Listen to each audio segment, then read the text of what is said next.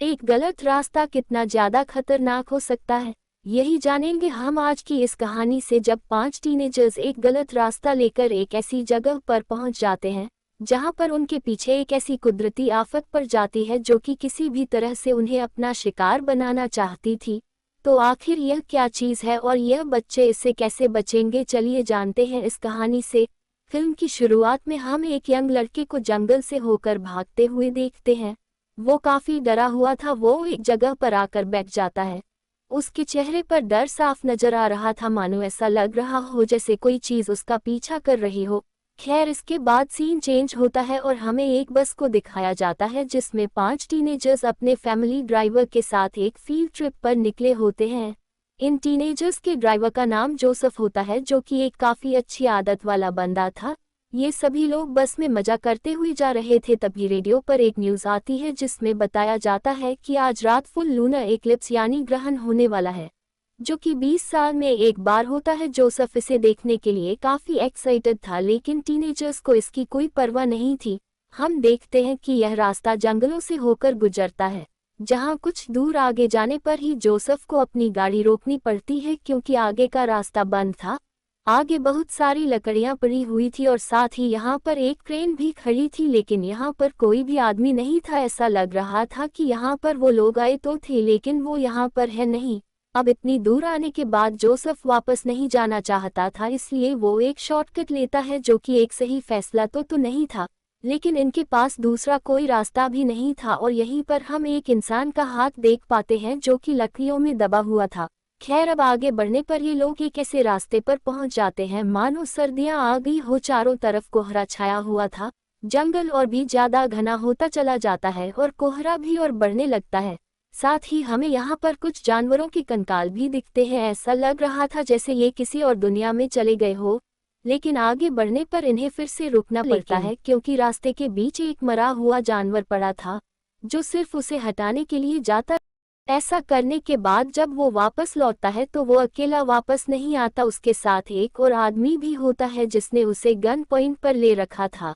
इसका नाम है पेट्रो, जो कि एक साइको सीरियल किलर है जो कि बच्चों को अपना शिकार बनाकर उनकी जीभ काट लिया करता था। 2 साल पहले इसे पुलिस ने अरेस्ट कर लिया था, लेकिन कुछ दिन पहले ही ये वहां से भागकर इन जंगलों में आकर छिप गया। अब इन बच्चों को होस्टेज बनाकर ये शहर जाना चाहता था। सभी बच्चे इससे बहुत डर जाते हैं और जोसेफ भी उसे शांत रखने के लिए उसके कहने पर ही ड्राइव करने लगता है। अब ये लोग धीरे धीरे एक टनल में एंटर करते हैं। ये काफी बड़ी थी, ऐसा लग रहा था जैसे इसका कोई अंत ही ना हो। टेंशन में कोई भी नोटिस ही नहीं करता कि एक बोर्ड पर लिखा था कि ये एक मिलिट्री जोन है और इसमें आम लोगों का जाना मना है। अब इस टनल में एंटर होने के कुछ ही देर बाद इनकी यह वेन खराब हो जाती है। पेट्रो एक बच्चे को गन पॉइंट पर लेकर इसे जल्दी ठीक करने के लिए कहता है। जोसेफ पूरी कोशिश तो करता है, लेकिन उसे परेशानी समझ नहीं आती और तभी इन्हें बस की रोशनी में दूर सड़क पर सामने कोई चीज नजर आती है। उसका रंग काला था, वो चमगादड़ जैसी दिख रही थी। तो पेड्रो जोसेफ को भेजता है उसे चेक करने के लिए, तभी अचानक से टनल्स की लाइट भी चली जाती है। अब जैसे ही जोसेफ उस चीज के पास पहुंचता है, वो चीज उठकर खड़ी हो जाती है। वो चीज उसकी जान ले लेती है। अंधेरे में कोई भी ठीक से कुछ देख नहीं पाता, लेकिन जोसेफ की चीख से सभी की हालत खराब हो जाती है और खास तौर पर इनमें से पेट्रो बहुत डर चुका था। वो अभी यहाँ से निकलना चाहता था। गाड़ी की चाबी जोसेफ के पास होती है, लेकिन पेट्रो की हिम्मत नहीं होती बाहर जाने की, तो वो इन्हीं बच्चों में से एक को भेजता है और आखिरकार जेस बाहर जाती है चाबी लेने के लिए। जोसेफ की हालत देखकर वो बहुत डर जाती है क्योंकि उसके शरीर का हाल बहुत बुरा था। जेस को टनल के कोने में एक अंधेरा साया नजर आता है और जैसे ही वो टॉर्च ऑन करती है वो एक कोने में छिप जाता है, लेकिन वे समझ जाती है कि ये वही क्रिएचर है जिसने जोसेफ की जान ली है, जो कि इंसान जैसा दिख रहा था। अब जेस भागकर वापस गाड़ी में आ जाती है। जो भी उसने देखा वो इन सभी को बताती है। अब रेजी उस चाबी से इंजन स्टार्ट करने की कोशिश करता है, लेकिन बस तो खराब हो चुकी थी और अचानक से उन्हें बस के ऊपर किसी के भारी पैरों की आवाज सुनाई देती है और स्क्रीचिंग की आवाज भी। अब ये लोग बस में भी सेफ नहीं थे। पेट्रो ऐसा मरना नहीं चाहता था, तो वो बस से उतर जाता है उस क्रिएचर का शिकार करने, लेकिन उल्टा उसकी ही जान चली जाती है। ये बच्चे बस का दरवाजा बंद करके किसी तरह से अपने को बचाने की कोशिश करते हैं। लेकिन वो खतरनाक क्रीचर अपने नौकी नाखूनों से दरवाजा खोलकर बस के अंदर आ जाता है। अब ये डर से सभी लोग चिल्लाने लगते हैं। वहीं दूसरी तरफ दूसरा दरवाजा भी जैम हो चुका था। अब इसी सब में बेस को याद आता है कि उसके लाइट दिखाने पर ये क्रीचर छिप गया था, तो इस बार भी यह वैसा ही करती है। ये सभी उसे फ्लैशलाइट से डराकर बस से बाहर कर देते हैं। टनल के पास से ही उन्हें एक साइड वे मिलता है जहां से ये नीचे जाने लगते हैं, लेकिन नीचे तो पूरी भूल भुलैया थी और बहुत ही ज्यादा अंधेरा भी, इसलिए इन्हें यहाँ पर कुछ भी समझ नहीं आता। खैर, अब ये लोग एक रास्ता पकड़कर एक रूम में चले जाते हैं। यहाँ पर बहुत सारे कैंडल्स पड़े हुए थे और साथ ही एक फ्लो मैप भी था जिनसे इन्हें पता लग जाता है कि जनरेटर कहाँ पर है। अब जेस और नोलन समझ चुके थे कि इस क्रिएचर को सिर्फ रोस्ट से ही हराया जा सकता है, तो वो लोग मैप को फॉलो करते हुए जनरेटर को ढूंढने के लिए निकल पड़ते हैं। अब ये लोग वहां तक पहुंच तो जाते हैं, लेकिन उससे पहले इन्हें रास्ते में एक स्केलेटन दिखता है और ऐसा लग रहा था जैसे ये इंसान भी इसी क्रिएचर का शिकार बना होगा। वहीं दूसरी तरफ क्वीन नहीं को बाथरूम जाना पड़ता है, तो रेजी उसके साथ जाता है। अब एक जगह पर आकर यह खड़े हो जाते हैं और रेजी उससे थोड़ा दूर हो जाता है, लेकिन फिर भी पता नहीं किस तरह से वो क्रिएचर उसे अपने साथ उठाकर ले जाता है। अब रेजी कार्ल को भी बुला लेता है और ये दोनों मिलकर रेजी को ढूंढने लगते हैं। अब अंधेरे रास्तों से गुजरते हुए इन्हें उस क्रिएचर की आवाज सुनाई देती है। उस आवाज का पीछा करते हुए ये लोग एक कोने में पहुंच जाते हैं। एक अंधेरे कोने में यहाँ पर इन्हें कुनी तो मिल जाती है, लेकिन उसे देखकर इनकी हालत खराब हो जाती है। कुनी के ऊपर वो क्रीचर लेटा था, उसने उसे जकड़ रखा था। अब कुनी को बचाने के लिए रेजी उस पर आग से हमला करता है और इससे कुनी तो बच जाती है, लेकिन वो रेजी को पकड़ लेता है। कार्ल और क्विनी बस देखते ही रह जाते हैं, वो समझ ही नहीं पाते कि उन्हें क्या करना चाहिए। वहीं उसी वक्त बेस और नोलन जनरेटर ऑन कर देते हैं और इस पूरी जगह में रोशनी हो जाती है और आखिरकार उस क्रीचर को यहाँ से भागना ही पड़ता है। रेजी इसी तरह से खुद को संभालता है, लेकिन वो अभी भी डर से कांप रहा था। खैर, अब ये तीनों यहाँ से नोलन और बेस को ढूंढने के लिए निकलते हैं, क्योंकि यहाँ पर इन्हें सबको एक साथ रहना होगा, क्योंकि यहाँ कोई भी सेफ नहीं है। वही जनरेटर ऑन करते ही बेस और नोलन को वहाँ की हालत दिखती है। देखकर ऐसा लग रहा था जैसे वहाँ पर कोई रहता हो।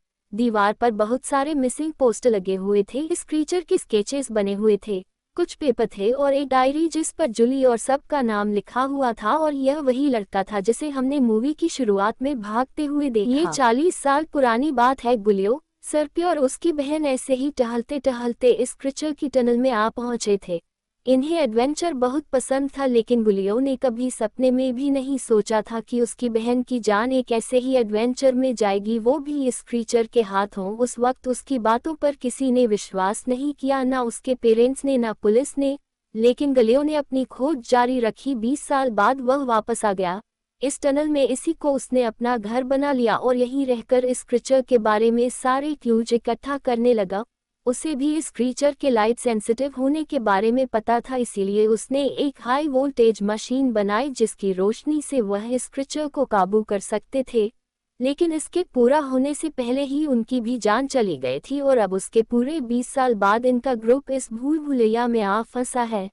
इन्हें यहाँ पर पता लगता है कि यह क्रीचर एक पैरासाइट की तरह जो कि इंसानों और जानवरों के ब्लड से खुद को जिंदा रखता है और पहले से ही इन दो पर हमला हो चुका था। रेजी तो फिर भी ठीक था, लेकिन कुनी के कंधे पर उसने काट लिया था। अब पहले तो इन पांचों का प्लान इस टनल से बाहर निकलना था, लेकिन इन्हें अब रियलाइज होता है कि इन्हें गलियों का अधूरा काम पूरा करना चाहिए, वरना इस तरह से ये क्रीचर आधे शहर को खा जाएगा। और वैसे भी उस क्रीचर के जिंदा रहते हुए ये लोग यहाँ से जा भी नहीं सकते थे। कुनी बहुत ज्यादा कमजोर हो चुकी थी, वो ज्यादा भाग नहीं पाएगी, इसलिए ये लोग एक प्लान बनाते हैं। वो गुलियो की उस मशीन को ढूंढ निकालते हैं और उसके सभी कनेक्शंस आपस में जोड़ देते हैं। अब यह मशीन काम के लायक बन चुकी थी, तो नोलन एक बार फिर से जनरेटर ऑफ कर देता है। रेडियो की आवाज और कुनी के खून से उस क्रीचर को बाहर निकलने के लिए ललचाता है। प्लान ये था कि उस क्रीचर के मशीन के सामने आते ही बेस जनरेटर ऑन कर देगी, रोशनी से ये क्रीचर अंधा हो जाएगा और तभी ये लोग उसे जलाकर मार देंगे। खैर, अब ये लोग अपना प्लान शुरू कर देते हैं और वो क्रीचर इनके सामने भी आ जाता है, लेकिन जनरेटर का हैंडल इतना ज्यादा टाइट था कि बेस उसे उठा ही नहीं पाती। रेजी उस क्रीचर के एकदम सामने था, वो उसकी सांसें सुन सकता था। अब नोलन उसे बचाने के लिए आवाज करके उसका ध्यान अपनी तरफ खींच लेता है, बेस भी इसी तरह से आवाज करती है नोलन को बचाने के लिए। अब एक बार फिर से ये इस क्रिएचर को खून से ललचाकर उस मशीन के पास लेकर आते हैं और नोलन पूरी जान लगाकर उस हैंडल को खींचता है। अचानक से हाई वोल्टेज रोशनी से पूरा कमरा भर जाता है। इस बार इस क्रीचर की हालत खराब हो जाती है।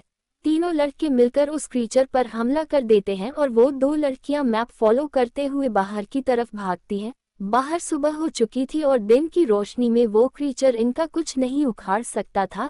इन्हें लगता है कि शायद ये बच गई, लेकिन इन्हें गलत साबित करते हुए पीछे से वो क्रीचर आ जाता है। बेस और क्वीन डर जाती है, लेकिन असल में यह उनके प्लान का ही एक हिस्सा था। हम टनल के अंधेरे से तीनों लड़कों को हाथ में मसाल लेकर इसी तरफ आते हुए देखते हैं। सामने सूरज की रोशनी थी और पीछे आग। ये क्रीचर इनके जाल में फंस चुका था और मौका देखते हुए उस क्रीचर में आग लगा देते हैं। इनके सामने ही ये क्रीचर आग में जलकर इनके सामने ही राख बन जाता है और आखिरकार यह पांचों सेफली उस टनल से बाहर निकल पाते हैं। अब कुनी का इलाज किया जाता है और ये लोग पुलिस को भी बताते हैं, लेकिन इन पर यकीन कोई नहीं करता। अब अगले दिन एक ऑफिसर आते हैं चेक करने के लिए और उन्हें यकीन था कि उन्हें यहाँ पर कुछ नहीं मिलेगा, लेकिन टनल में एंटर होते ही किसी जानवर के गुर्रने की आवाज़ सुनाई देती है और अचानक उनका टॉर्च खराब हो जाता है और हमें उसके पीछे अंधेरे में वही क्रीचर नजर आता है।